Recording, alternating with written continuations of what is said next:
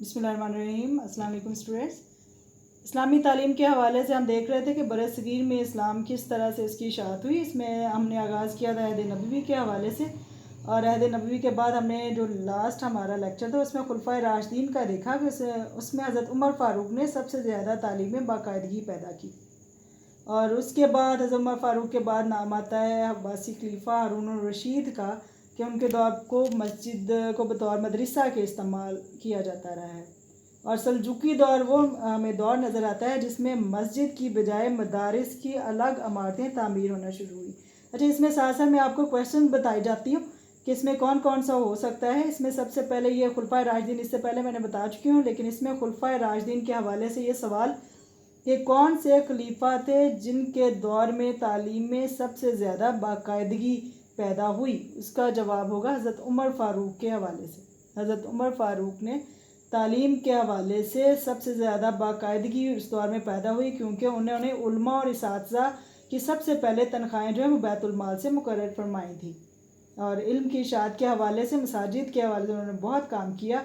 और इसके हवाले से हमें नज़र आता है कि सिर्फ बगदाद में 30,000 मसाजिद ऐसी थी जिनको अदारों के पढ़ाने के हवाले से या तालीम के हवाले से भी इस्तेमाल किया जाता था। और अब्बासी खुलफाए राशिदीन के हवाले से किसका नाम तालीम की इशाअत के हवाले से लिया जाता है, तो उसका आंसर है हारून रशीद, खलीफा हारून रशीद।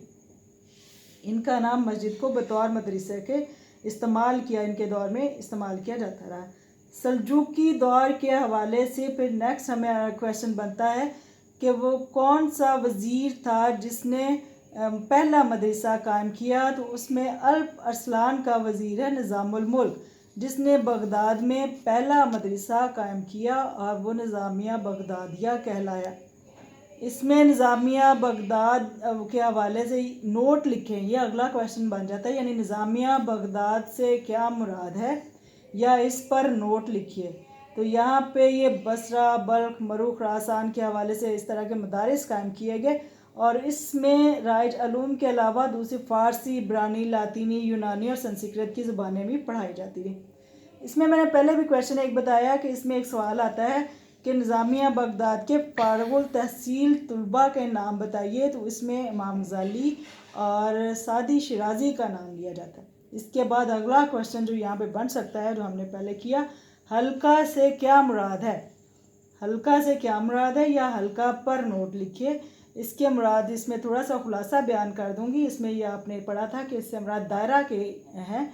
हल्का से मुराद दायरा के हैं। जब किसी शहर में कोई फाजिल या आलिम तशरीफ़ लाता, मस्जिद में लोग दायरे की सूरत में जमा हो जाते उसके उस्ताद के इर्द गिर्द, और उस्ताद ऊंची जगह पर, चौकी पर या दीवार या स्तून के साथ बैठ जाता था, और स्टूडेंट्स इसके गिर्द दायरे की शक्ल में या हल्का बनाकर बैठते थे, इसलिए इसको हल्का कहा जाता है। नेक्स्ट वन हमारा क्वेश्चन बनता है, मकतब से क्या मुराद है। मकतब से क्या मुराद है। ऐसे ये जो मकतब पर नोट लिखिए। मकतब का लफ्ज़ आमतौर पर लिखने की मेज़ या लिखने की जगह पर, और यह इसको इब्तदाई तालीम के हवाले से इस्तेमाल की जाती है ये इस्तिलाह। और इसमें तालीम देने वाले मौल्लिम को क्या कहा जाता था, तो ये इसके हवाले से यहाँ पे ये सवाल आ सकता है। मदारिस के हवाले से कि मदारिस का मतलब बयान कीजिए, या मदारिस से क्या मुराद है। इसमें सबक देने की जगह के हवाले से लिया जाता है, गोया वो जगह यहाँ पे तुलबा को दर्स या सबक दिया जाता था, या पढ़ने की जगह जो तुलबा मदारिस मकातिब में जो तालीम हासिल करते थे उसके हवाले से मदरसा कहा जाता है, और इनके साज़ा को मुदर्रिस कहा जाता था।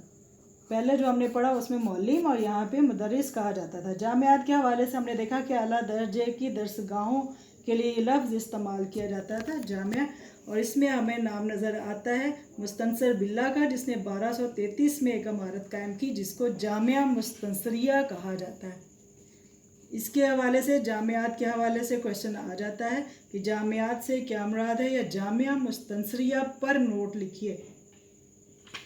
जामिया मुस्तनसरिया के हवाले से एक चीज़ ये इसमें इम्पॉर्टेंट है कि यहाँ पे स्टूडेंट्स को कौन कौन सी फैसिलिटीज़ या आसाइशें फ़राहम की जाती थी। तो इसमें हमने देखा कि तलबा को बैठने के लिए चटाइयाँ, लिखने के लिए कागज़, दवात और कलम वगैरह मुफ्त दी जाती थी, और रात को चिराग जलाने के लिए जैतून का तेल भी मुफ्त फराहम किया जाता था।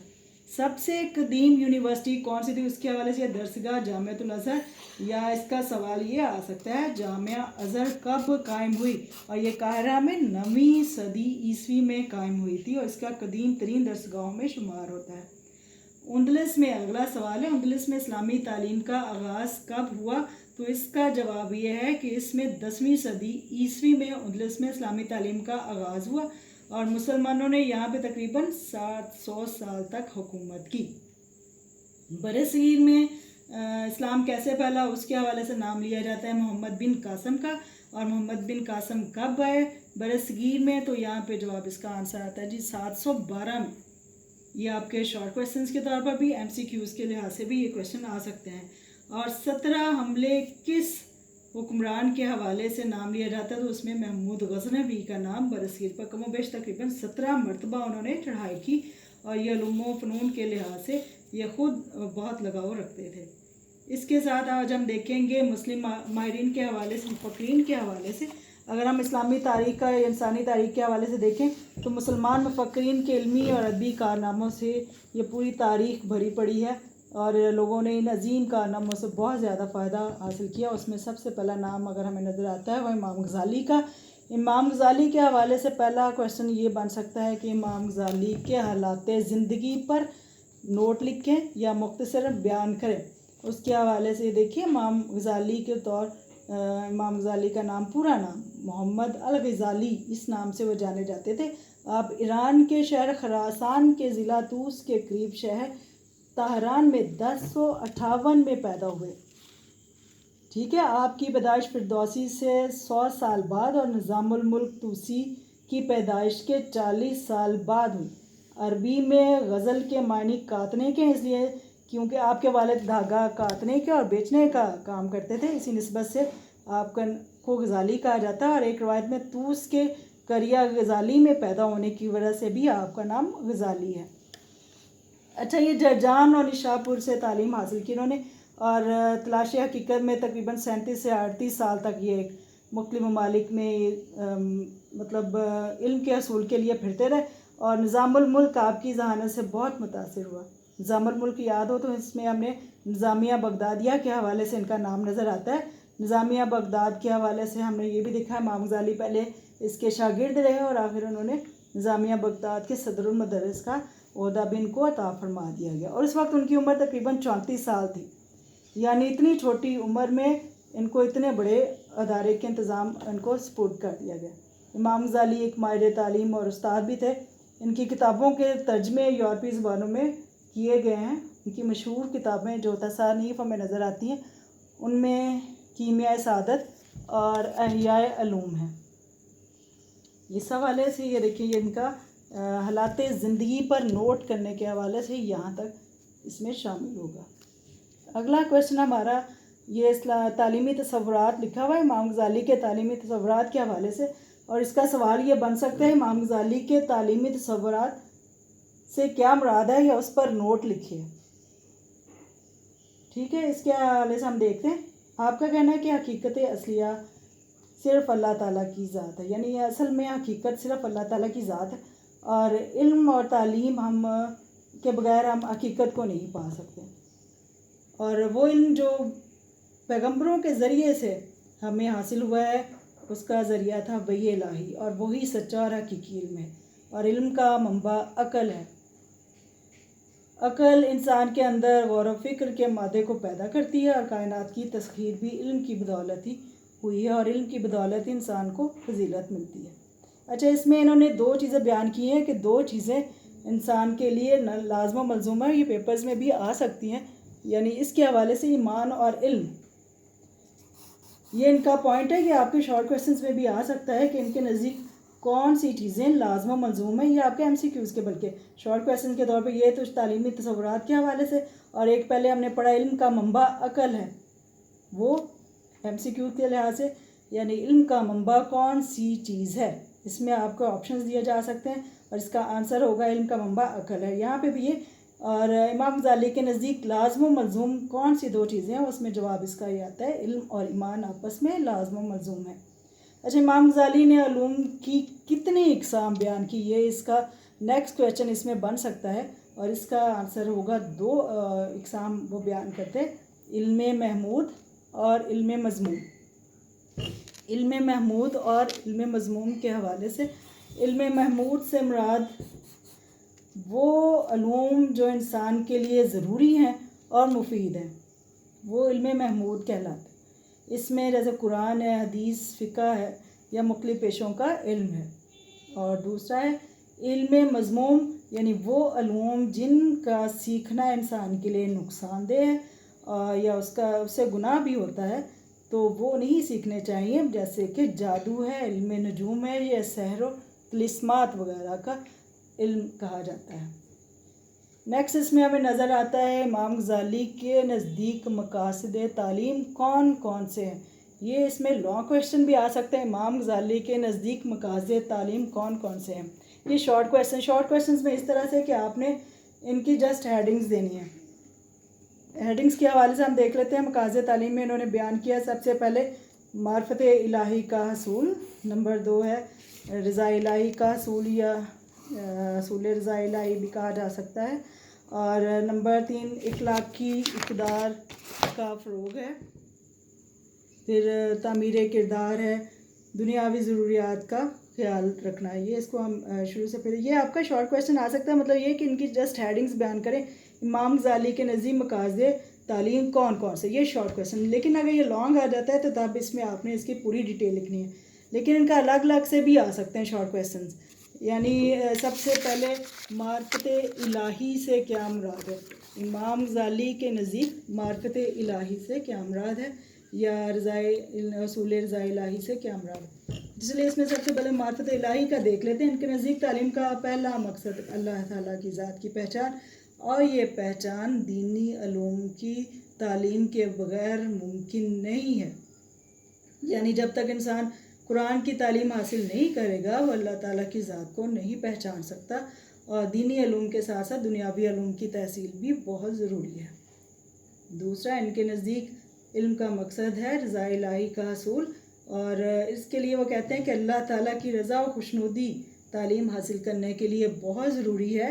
انسان کو اللہ تعالیٰ کا فرما بردار بندہ ہونا چاہیے، تو پھر یہ درجہ معرفت الہی کے بعد حاصل ہو سکتا ہے۔ انسانی خواہشات اور نفس پر کنٹرول ہونا چاہیے، اور تب جا کر وہ اللہ تعالیٰ کی رضا و خوشنودی حاصل کر سکتا ہے۔ پھر تیسرا پوائنٹ ان کے نزدیک تعمیر کردار کے حوالے سے لیا، اس میں اخلاقی اقدار کی ترقی، اخلاقی اقدار کے فروغ یا اخلاقی اقدار کی ترقی کے لحاظ سے یہ تیسرا پوائنٹ امام غزالی کے نزدیک۔ پھر وہی بات کہ اس میں بھی آپ کا یہ شارٹ کویشچن بن سکتا ہے، امام غزالی کے نزدیک اخلاقی اقدار کی ترقی یا اس کے فروغ کے لیے کیا چیز ضروری ہے۔ امام غزالی کے نزدیک ایک ان کا مقصد یہ ہے اخلاقی اقدار کی ترقی، اور ہماری تعلیم ایسی ہونی چاہیے کہ یہ اقدار طلباء میں پائی جاتی ہو۔ جیسے حضور صلی اللہ علیہ وسلم نے جب صحابہ کو اسلامی تعلیمات سے نوازا تو آپ نے ان کو اخلاقی تربیت اور اقدار پر بہت زور دیا، یعنی کہ اس میں امانت اور دیانت، سچائی، جھوٹ سے پرہیز، انصاف، رواداری یا بڑوں کا احترام وغیرہ اس میں شامل تھا۔ اگلا پوائنٹ امام غزالی کے نزدیک ہے اعلیٰ کردار کی تشکیل یا تکمیل، یا اس کو دوسرے معنوں میں تعمیر کردار بھی کہا جا سکتا ہے۔ بعض اسٹوڈنٹس پریشان ہو رہے ہیں، تعمیر کردار بھی اس کی ایک ہیڈنگ بن سکتی ہے۔ امام غزالی کردار کی تعمیر کے حوالے سے کہتے ہیں کہ تعلیم کا ایک مقصد یہ ہے کہ نشوونما انسان کی ایسی ہو کہ انسانی صفات حیوانی صفات پر غالب آ جائیں، یعنی یہ کہ نیکی اور بدی میں انسان فرق کر سکے۔ انسانی کردار کی یعنی تشکیل ایسی ہونی چاہیے کہ وہ بدی سے اجتناب کرے اور نیکی کی طرف راغب ہو، یعنی وہ اس کا عقیدہ بہت پختہ ہونا چاہیے، اور پختہ عقیدہ اور یقین انسان کو عمل کے لیے آمادہ کرتا ہے۔ نیکسٹ پوائنٹ ان کا ہے تسخیر کائنات، یعنی کائنات کو مسخر کرنے کے حوالے سے ان کا پوائنٹ ہمیں نظر آتا ہے۔ تعلیم کا ایک مقصد کائنات کی تسخیر ہے۔ قرآن پاک کے حوالے سے بھی جا بجا یہ ارشاد ہے کہ علم کی بدولت کائنات کے اسرار و رموز کو جاننے کی کوشش کریں اور ان کو اپنے مصرف میں لائیں، یعنی علم یا تعلیم کے بغیر یہ ممکن نہیں ہے۔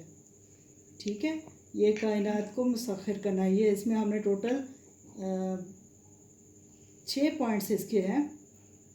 سب سے پہلے ہم نے دیکھا معرفت الہی کا حصول رضا الہی کے حوالے سے، پھر تیسرا اخلاقی اقدار کا فروغ، اعلیٰ کردار کی تشکیل و تکمیل، دنیاوی ضروریات کا خیال رکھنا اور تسخیر کائنات۔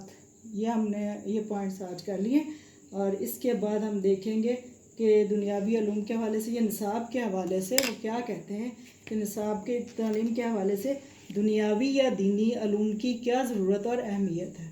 ٹھیک ہے، اللہ حافظ۔